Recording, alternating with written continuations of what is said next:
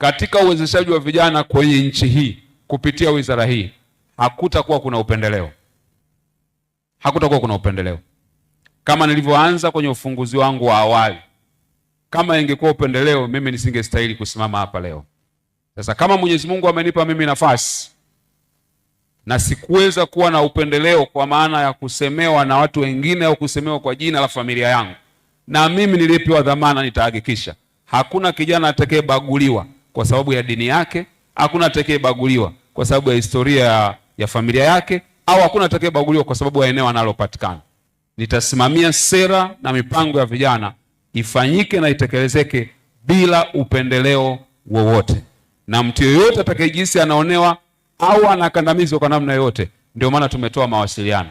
Ukiona uridhiki, wasiliana sisi moja kwa moja, ili yule anayekukwamisha tumuondoe katika mnyororo wa kuhudumia vijana, ili vijana wa nchi hii wapate manufaa ambayo Mheshimiwa Rais anataka. Kwa hiyo tutahakikisha tunaweka weledi, na ndio maana tulipoanza kutoa hizo fedha kupitia mfuko wa maendeleo ya vijana, tumeingia mikataba na sekta binafsi, hasa taasisi za kifedha, ili kuhakikisha mchakato wa upatikanaji wa watu ambao wananufaika na hizi fursa au wegamii tu nani anamjua waziri na nauka. Hapana, kunakuwa na watu independent wanaojitegemea na ni wataalamu katika maeneo yao, watachuja, watatoa maoni, sisi tunaletewa tu kulingana na vigezo tulivyojiwekea. Vigezo hivi hawa wamekidhi vigezo, ili pia tuondoe hali ya kufeli kwa miradi mingi ambayo inaanzishwa.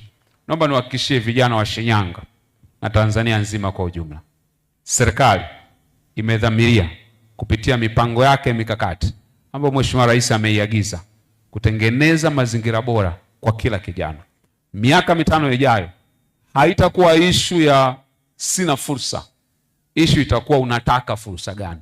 Ndicho kitakachokuwa kimetokea, ndicho tunachokijenga sasa hivi, na dhamira iko pale pale, fanya vijana wamiliki uchumi wa Tanzania, wasiwe watazamaji.